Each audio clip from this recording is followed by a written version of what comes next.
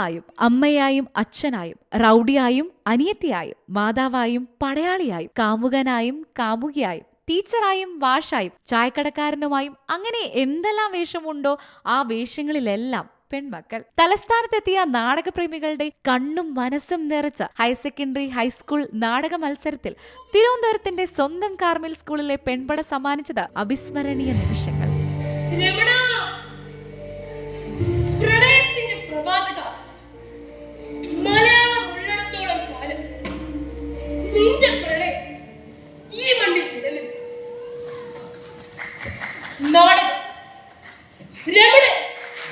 സജീവൻ പ്രദീപ് എഴുതി ജിനീഷ് ആമ്പലൂരിന്റെ സംവിധാനത്തിൽ Carmel school അവതരിപ്പിച്ച രമണൻ ഹയർ സെക്കൻഡറി വിഭാഗത്തിൽ മികച്ച നാടകമായി. രമണന്റെയും ചന്ദ്രികയുടെയും കഥ കാതികനിലൂടെ പ്രേക്ഷകർ കേട്ടും കണ്ടുമിരുന്നു. കൈയടി വാരിക്കൂട്ടിയ ഹയർ സെക്കൻഡറി നാടകത്തിൽ രമണൻ മുന്നിൽ നിന്നു. അഭിനയിച്ചവരെല്ലാം പെൺകുട്ടികൾ.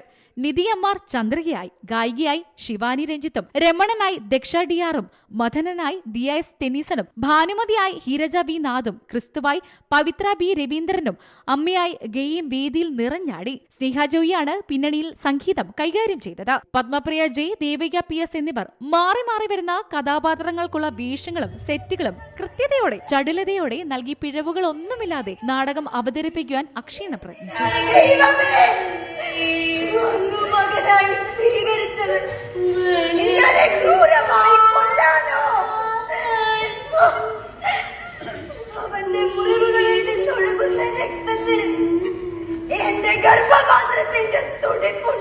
ഹൈസ്കൂൾ വിഭാഗത്തിലെ അളവ് എന്ന നാടകവും ഏറെ ശ്രദ്ധ പിടിച്ചുപറ്റി. നാടകത്തിന്റെ ഇതിവൃത്തവും അഭിനേതാക്കളെയും കുട്ടികൾ തന്നെ പരിചയപ്പെടുത്തും. എൻ്റെ പേര് ഫർഹ, ഗൗരി പാർവതി, ആർഷ, അനാമിക, ദേവകി, അപർണ, ഫിയോന, റോഷ്നി, അനാമിക. അളവ്.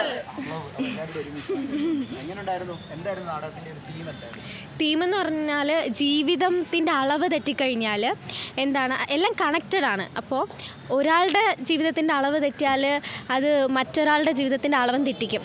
ഇവിടെ ഗുണ്ട സുരേഷാണ് മെയിൻ ക്യാരക്ടർ. ഇതാണ് കേന്ദ്ര കഥാപാത്രം. അപ്പോൾ ഈ ഭാനുമതി എന്ന് പറയുന്ന കുട്ടി കാരണം അയാളുടെ ജീവിതത്തിൻ്റെ അളവ് തെറ്റിപ്പോവാണ്.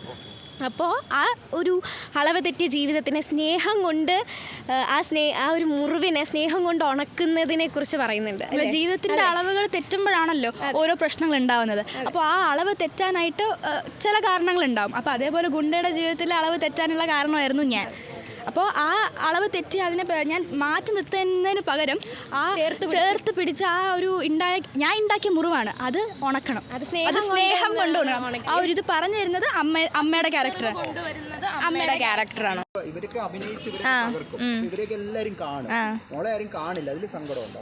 ഇല്ല നമ്മളെ ടീമാണ്, അവർക്ക് വേണ്ടി നമ്മൾ എന്തും ചെയ്യും. കൂട്ടുകാരൊക്കെ സ്റ്റേജിൽ തകർക്കുമ്പോ ഇല്ല, ഞങ്ങൾ അവരെ സഹായിക്കില്ല. ഞങ്ങളെല്ലാം അതെ സത്യം നമ്മുടെ ബാക്ക് ബോൺ ആണ്. ഇവരുടെ ഭാഗത്ത് എന്തെങ്കിലും ഉണ്ടായി നമുക്കൊന്നും ചെയ്യാൻ പറ്റില്ല. സോ സത്യം പറഞ്ഞാൽ നമ്മുടെ നാടകത്തിന്റെ നട്ടൽ എന്ന് പറയുന്നത് ഇവരാണ്. അപ്പൊ ഇവരില്ലെങ്കിൽ ഒന്നും ഇല്ല. സോ നമ്മളെക്കാൾ ഇമ്പോർട്ടൻസ് ഇവർക്കാണ്. അളവിലെ അഭിനയത്തിലൂടെ ഗൗരി പാർവതിയാണ് ഹൈസ്കൂൾ വിഭാഗത്തിൽ മികച്ച നടിയായി തെരഞ്ഞെടുക്കപ്പെട്ടത്. ഭാനു എന്ന കഥാപാത്രത്തെയാണ് ഗൗരി അവതരിപ്പിച്ചത്. നാടകം എഴുതിയത് സജീവൻ പ്രദീപും സംവിധാനം ചെയ്തത് ജിനീഷ് ആമ്പല്ലൂരുമാണ്. അരങ്ങിലും അണിയറയിലും പെൺകരുത്തുമായി എത്തിയ കാർമൽ നാടക സംഘം പ്രേക്ഷക പ്രശംസ വേണ്ടുവോളം പിടിച്ചുപറ്റിയാണ് വേദി വിട്ടത്.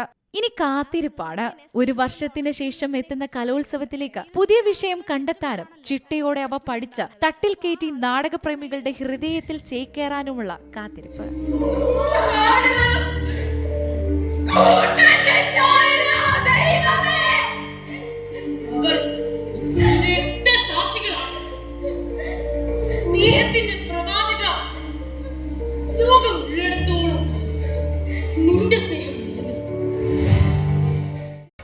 പുതിയ വാർത്തകളും വിശേഷങ്ങളും ഇനി വിരൽ തുമ്പിൽ. എല്ലാ ഡിജിറ്റൽ പ്ലാറ്റ്ഫോമുകളിലും ഇപ്പോൾ സീ മലയാളം ന്യൂസ് ലഭ്യം.